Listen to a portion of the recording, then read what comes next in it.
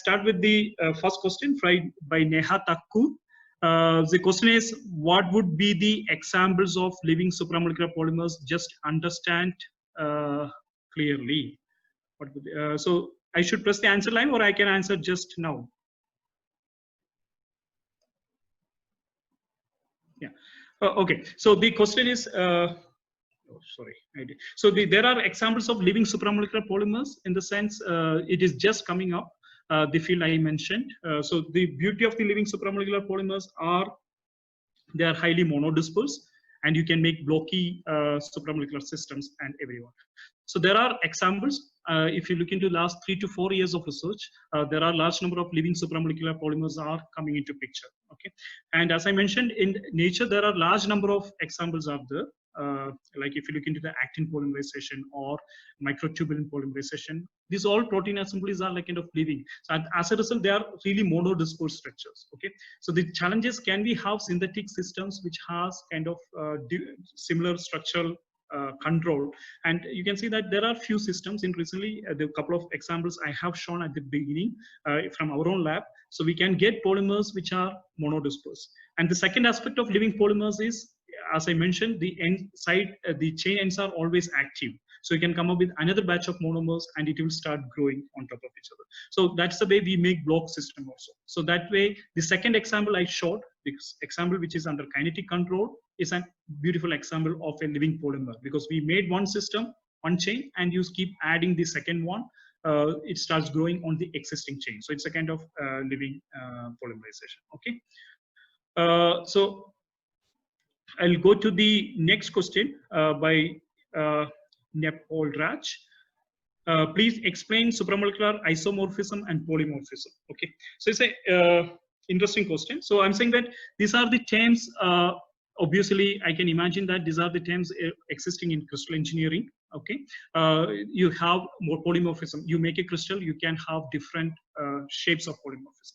But I'm saying that in the case of supramolecular polymers, as I discussed, the polymorphism is something you make from the same monomers, okay, and then you get it different types of nanostructures. You can say that these are different types of polymers. So from the same monomers, you can get it either a one-dimensional structures or you can get a two-dimensional structure. So you can kind of supramolecular polymorphs. But I should mention that if you ensure that the supramolecular polymerization is completely under thermodynamic control, okay, you will get only one structure. Okay, it's very difficult to get it to system. But sometimes, as I mentioned, the cooling rates or something, annealing rates are not enough so that it can get trapped into kind of high energy state, high kinetic traps and so on, so that you can get from the same monomer two different types of nanostructures. Okay, so in that case, it's indeed possible that in supramolecular polymers also can have polymorphs, but most of the time we would deal with the most thermodynamically stable systems. So that case, we should be able to get into kind of one kind of systems. Okay.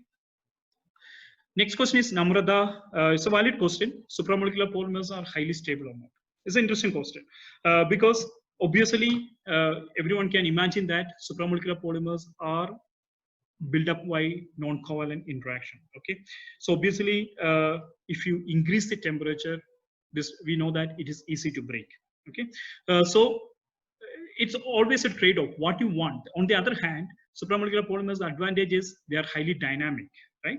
So because they are dynamic because they are non-covalent interactions. So that way they are less stable, but the dynamicity brings a lot of advantages for the supramolecular polymers. Okay, so that it depends on the applications what you like to have. And if you really want to make them stable, supramolecular polymers will be labile if they are in solution, in solvent. So if you want to make a structure, you make a structure and then you take off the solvent, then they will be highly stable. So I don't think it depends on what kind of applications one is looking for. So depending on that, you can make them stable if you remove the solvent out of it. Otherwise, they are highly dynamic, and that is brings the properties like self-healing and so on in the systems. Okay. Next one is IIT Jammu. Yeah, it should be Jairam, HOD Chemistry, IIT Jammu. In case of block copolymers AB, AA, or BB, if possible, can you comment on mechanical stability strength in each case? I think very similar to the previous question. Obviously, these are, as I mentioned before, These are the applications when you want to do it in the presence of solvent or in the absence of solvent. And in the presence of the solvent, if you really heat it up like 80 degrees or something, definitely they are going to disassemble. But as I mentioned, you can make them in a precise manner, in a monodispersed manner. You can remove the solvent. Then the decomposition of your organic molecules is this, which determines the stability. Okay. So as for example, if you connect into a kind of this axial electrostructure into a kind of circuit, there is no solvent, this will be always stable. So you make a PN diode, PN junction, and remove the solvent, this will be always stable. So solvent is required for the synthesis of the system. And if you increase the temperature, they are going to disassemble, but there is a way to stabilize them as well. Okay. Okay. The next question is,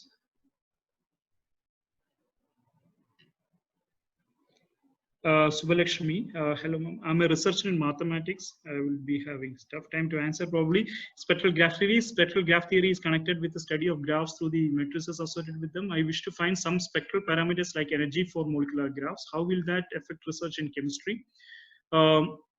I learned that graph energy is closely related to the electron, but the exact collection of see, this would be very difficult for me to answer right now because these are completely in terms of theoretical. I will try to, if you can send me an email, I'll try to answer because it takes quite some time to understand the question. Yeah, I'm skipping the question for the time being, but then you can always email me. I'll try to answer this. We'll go to the next question by Subhajit Guria. Is there any significance of choosing cholesterol in the side chain of the naphthalene tetracarboxylic dihydrate core? Obviously, so the cholesterol is a molecule which is extensively used for the liquid crystals. Okay, you can see that there is also organization of molecules are important, and cholesterol groups, there is a dipole-dipole interactions between the groups. Okay, so what cholesterol does is it helps the packing of my molecules in a kind of molecules are stacked through pi-pi stacking. So the cholesterol is helping you to stack them in a kind of one-dimensional organization. That is one of the beauty of the cholesterol. And another is that cholesterol is chiral. Okay, so since it is chiral, it can impart circular dichroism to the chromophore. As a result, we can also use circular dichroism to really probe the self-assembly process, which is very useful. Like people follow like a DNA melting and so on. Similarly, one can use this circular dichroism properties to probe the polymeric self-assembly as well. So that way should be fine. Okay, so that is one of the reasons we have used cholesterol. And as I mentioned, the earlier work a few years back we published, we realized that cholesterol is really helping us to organize these structures and which follows a nucleation growth mechanism. So these are the reasons we selected cholesterol in this particular case. If you read the paper, you will get more aspects of the molecular design. Okay. For self-erasing ink, which synthetic protocol was followed and explained hydrogel synthesis. Okay, so this is a system. This is a ACS AMI paper we published earlier this year. So this is a kind of material. Since I don't have time, I didn't go through it. It's a donor acceptor organization which forms one-dimensional fibers like that. So the beauty of the system is if you oxidize or reduce the system, so it will completely disassemble. So these are large fibers which form hydrogel or viscous solutions. So if you oxidize or reduce one of the component, the gel breaks. Okay, and that lifetime can be determined by the concentration of the fuel in the system. Okay, we have used certain oxidizing agents and reducing agents in the system. So by playing around with that concentration of the system, we can define how long the material should exist in the kind of assembled state. So that is a way we make it erasable link. So in the assembled state, it is red in color. Okay, when it's disassembled, the color disappears. Okay, so just by using a kind of redox fuel and adjusting the concentrations, we can really create the lifetime of that erasable linkage. So it's a wonderful concept. So we have please go and read the ACS Applied Materials paper earlier this year we published. So this is one of the applications I envisage for a kind of transient system, the non-equilibrium system. Probably this is one of the interesting applications one can think about it. Okay. Next question, please, anonymous, please share more details about circular dichroism with respect to the polymers. Okay, it's again a very fundamental question. In classical polymers, there are large number of helical polymers are formed, are used, especially by the group of Yashima from Nagoya and all of this. So the beauty is that just similar to the natural systems like DNA, you know that the chirality comes from the peripheral chiral sugar moieties. Okay, but if you look into take a sulfur dichroism in the absorption of the base absorption, like any of the nucleobases, it is again chiral. So what happens is this chiral sugar units helps the DNA to get that helical conformation. As a result, sulfur dichroism will be observed even in your the pi to pi star absorption of the nucleobases. So it's a biopolymer. In similarly, if you can think about a synthetic polymer, similar system. So if suppose the synthetic polymer backbone is a kind of pi conjugated backbone, and think about there are chiral side chains similar to the chiral sugars in DNA. Okay, so while it forms this kind of helical polymers, these chiral side chains can induce chirality to the backbone of the polymer, right?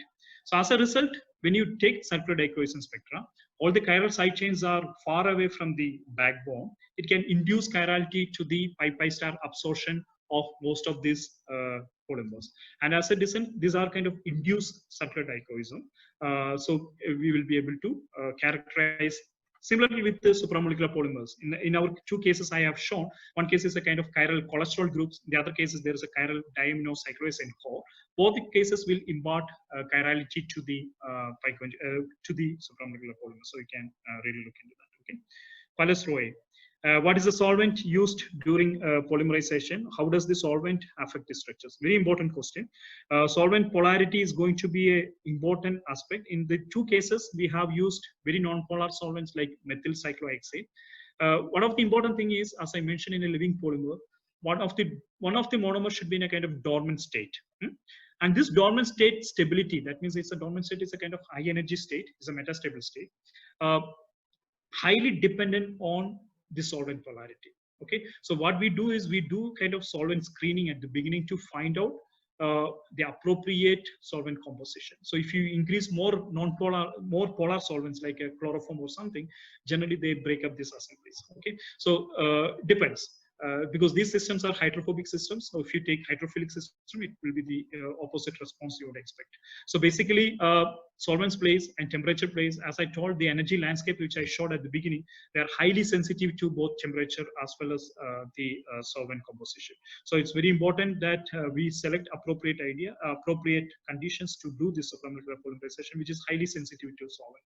In this case, it's a non-polar solvent. Okay, Anant Arup Goswami. So the question is, if two candidates are chosen from two different regimes, will they react? If so, will it be possible to induce activity from one to another, going from thermodynamic to kinetic and vice versa? Interesting question. In the second case we discussed, so it's all whether the question is, obviously if your system is in a kinetic state, it can always go back to a kind of thermodynamic state, but it's often very difficult to directly convert thermodynamic into kinetic, right? So what we can do is, as I mentioned, stability of the system, the thermodynamic stable structure is something we form, we can break them completely, go back to monomer, and from monomer you can come back to the kinetic state, and from kinetic state it will go always to the thermodynamic state. Okay, which is makes logic, right? I'm like, so if you want to interconvert between kinetic and thermodynamic, it's always possible from kinetic to thermodynamic, but not easy direct conversion from thermodynamic to kinetic state. Always it has to be, the pathway has to be through the monomer, because you need huge energy to go back. So this is one of the thing. I hope I answered your questions. Nigel Rao, what is the kind of microscope used in high resolution? The one you acknowledged, Professor Agassi. Already I mentioned, it is a kind of structured illumination microscopy. So it's good in the sense it's not the perfect solution, because it has again a resolution of 100 nanometer. If you look into typical confocal, it will have 250 to 300 nanometer. So 100 and 120 nanometer resolution we get it. So if your block lengths are like 300, 350 nanometer, it's a reasonably good choice. But otherwise, now the fluorescence microscopy has improved even up to 20 to 30 nanometer resolution using a STORM, and there are techniques available. But only problem is we cannot use those techniques in our case because those requires an additional dye attached to our structures. What we wanted is use the inherent fluorescence of our system to visualize it. Okay, so as a result, what happens is we cannot really use structures like that. You cannot use techniques like that to do the visualization. But these are very good, like, because we get a kind of 100 nanometer resolution in this particular case. So that should be fine. So this is called structured illumination microscopy, SIM. The beauty is that you can use the inherent fluorescence of your structures to visualize it. Okay, otherwise you need always a modification of the structures. And as I told, it's a very delicate balance in free energy interactions. So as soon as I bring an additional probe into the system, and their scenario can change. So I didn't want to do that. So we compromised the resolution part to a certain extent, but still they were good enough to visualize our blocky structures. But as we go on to the tri-component structures, we are facing difficulties. As I showed ABC structures, which I showed, it is not so easy to visualize the three components. So yeah, sorry that I did not mention it earlier. So any charge transfer expected in heterostructure blocks? Very good question. Palas Roy again. So yes, wonderful question. That is exactly what we are trying to do. We want to make a kind of axial PN junction. Okay. So these systems, these two systems we showed, there is not much difference of we show a kind of light harvesting, energy transfer, but now we are making the core with a cyano substituted, which we have been trying to make it for last 2 years. The synthesis is quite challenging. So we are now, instead of cyano, we are now trying to attach sulfone, which makes the electron deficient. So our dream is to make a kind of axial PN junction and look into the charge transfer across the interface of organic heterostructures. And that would be nice. Rather than in a bulk solution, we would really like to study on a single nanostructures. That's the way energy transfer coming up. Okay, so that is one of the thing. So excellent talks be. That's not a question. Kavya Sri, sir, kindly brief about the functional aspect. Exactly. So far the challenge was to synthesize the structures. Okay, so that's why I did not really talk about the functional aspects, because the synthesis itself was very challenging of these organic heterostructures, and we are in a position to make structures, and especially the kind of structures we use, you can see that they are light harvesting. So we have ideas to explore its functions. So they compared to the similar to the previous questions, one of the ways to make a kind of diode, can we have a PN diodes and diode kind of things, basically an electron rich molecule of one block and electron deficient block of the other molecule. These are the things we are in mind. I hope in another 2 years time we would be able to really tell you some of the functions. We can think about wave guiding, so many things we are think about, and these are the system. Very preliminary studies from Arindam shows that it has a kind of long exciton transport distance and everything. So we are quite hopeful we'll be coming up with the functional aspects quite soon. Sijil Raju, sir, you have mentioned that that pyrene compound with the cholesterol on both sides are more favorably giving rise to AB type packing than AA or AB. Can you explain with why? So this is something, the question is in the second part. So for some reason, AB interactions are more stronger than AA. So we looked into the molecular dynamic simulations to really find out the reason. It was quite surprising to us also, because we also expect that AA, I don't have a real answer to it. Neither the calculations could provide us any answer so far. But we expect some kind of weak electronic interactions between A and B, because there is a slight difference in their energy levels, probably which is triggering the AB system. But you can see that a similar system like the bischromophoric, with similar chromophore, we do not see that. So attributing to one particular aspect is not going to be easy. I think we have to look back to various aspects to really come up with answers. It's not easy to answer. It depends on structural aspects, electronic interactions between the molecules. Right now, we are also curious why in this particular case AB is favored, whereas in the other case it is the other one. Okay. Can you use DNA in making supramolecular polymers? Of course, there are a large number of examples available using DNA as a kind of.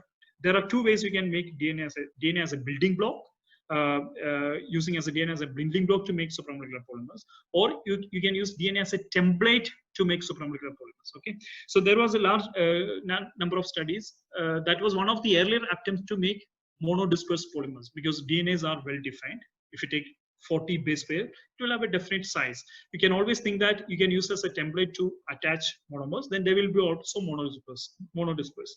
These were the early studies in this field.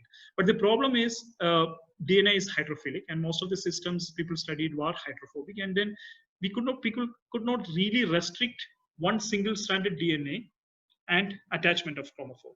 That's what we expected, but then always additional hydrophobic interactions comes into picture. People really realize that it forms a kind of non-controlled structure. So this field, although excellent idea, it was an excellent idea. People could not use it to make well-defined supramolecular polymers. Obviously, people have used it to make supramolecular polymers, DNA also. Okay. What is Sumit Parvati? What is the selection criteria for monomers? Okay. So again, as I told in my talk, when we started this project, few things were in our mind. One was that the monomers should be structurally similar. Monomers should have different optical properties so that we can probe them. And another thing was both of them should form a nucleation growth assemblies. Okay, so there was a little bit intuition involved in that. The sense the choice of core substituted NDAs was a well thought plan. But then what we have tried is you can see that designs were really inspired by our own earlier papers with Chidambar and others published between 2010 to 2015. So what we have done is we have adapted the core substituted naphthalene diamide synthesis into kind of those designs, and we made such structures. Okay, so there were certain things in our mind, which I try to explain in my talk. What are the selection criteria? And we are lucky that it worked out very, very nicely. Okay. Is there a difference between a supramolecular polymer and a self-assembled polymer? The question is there a difference between supramolecular polymer and a self-assembled polymer? I don't think there is a difference. Self-assembly and I would say they are same. Okay. Next question is Rahul Dev. Professor George, any special reason to choose a tweezer-like molecular structure for making supramolecular blocopolymer under thermodynamic control? So as I told, this is again, compared to the previous question, this is again inspired by our earlier study, but something which is helping is, you can see that the bischromophoric system, the tweezer kind of system, the central core is a kind of chiral core. And that chiral core is highly used by people to make stereoselective polymers or asymmetric synthesis and so on. So we are now trying to extend the concept of stereo control on the living polymerization. Okay, so that's something which we are doing it, and so we are now trying to really come up with using the chiral core or the bischromophoric design to come up with new aspects of it. So basically we selected because of our previous studies. Okay. Is it possible to do two-color storm microscopy for characterizing blocopolymers? A wonderful question by Chandata. The storm is a wonderful option, especially considering the fact that storm is another super resolution microscopy, which has there are a couple of science papers by Bud Meyer's group, and they really try to visualize multi-component structures. It's useful, but in our case, it's not going to be easy because we need to functionalize special chromophores. And we have to rely on dynamic binding. So that way we did not attempt it, first of all, because we don't have a storm in campus or in India, sorry, in the campus. So what our point is that we wanted to try the in-house facility first, and it worked very well, although we are kind of compromise between the resolution, but it worked so far very well. But as I mentioned, if you go to multi-component structures like 3-component, 4-component systems, it is going to be a big challenge for us. We need to find out a better visualization techniques with a better resolution, and probably at some point of time, storm is the way to go ahead. Okay. Have you tried amino acid with some synthetic monomer to form supramolecular structures? Obviously, yes. The last one of the last thing to make the tri-component structures, as you can see that they are indeed amino acid based structures, and yeah, we are exploring it. The amino acid is also having chiral centers. It also can have pathway complexity. So we are really exploring it. So we have, you will see more results from us very soon. Okay. Very informative presentations are which type of Namrata Pachori again. Which type of polymerization is more thermodynamic stable? Which type of polymerization is more thermodynamic stable? It's a tricky question in the sense both isodesmic and nucleation growth polymerization can be under thermodynamic control. Okay, the question is which is more stable depends on that particular molecule. Okay, many other factors. If you compare a relative comparison, but otherwise with both synthetic methods, one can indeed make stable supramolecular polymers. So that should not be an issue. Okay. From Mathia, some polymers are gels, which may be better, which may be the better characterization technique to study polymers. Obviously, once you have gel, there's a clear difference. The systems we are working was individual fiber or nanostructures, where we are looking into the individual chains. And obviously, if you want to look into the gels, the rheological parameters are one of the important characterization of the gels, the rheological studies, I would say. Okay, we don't, and our systems can also form gels, but probably 3 orders of higher concentration, which we are not interested right now. We are not looking into the gelation aspects of our systems. We are really interested into microstructure of individual polymer chains. So this is not something we are looking into it. So can we prepare living supramolecular polymers using raft? Yeah, raft is obviously it is for copolymer. And if you look into the again one paper which will come very soon, hopefully it's under revision. We are trying to use this living polymerization using oxidation reduction control. Okay, using pi conjugated chromophores, and you oxidize it, it goes to a kind of dormant monomer, and a controlled reduction process, we can control the growth of the system. And if you look into this, this is a kind of reversible deactivation and activation. Okay, so if conceptually, if you look into it, it is very similar to the raft polymerization for covalent systems. Okay, so we cannot use raft, but at least probably to make a kind of generating the monomers in that way. But I think we will have at least something similar in supramolecular system using redox chemistry. I think something which will be coming very soon. Okay. What about the thermal stability of block copolymers that you design? Only slow cooling leads to block copolymer in your case. As I told, already mentioned about the stability aspects in the remaining in the previous questions. Whether the slow cooling is from Dr. Neha Gupta. So only slow cooling leads to block copolymer in your case. Yes. You can get it, the block polymers with different cooling rates, but we wanted to make sure that slow cooling to ensure that we get the most thermodynamic stable system.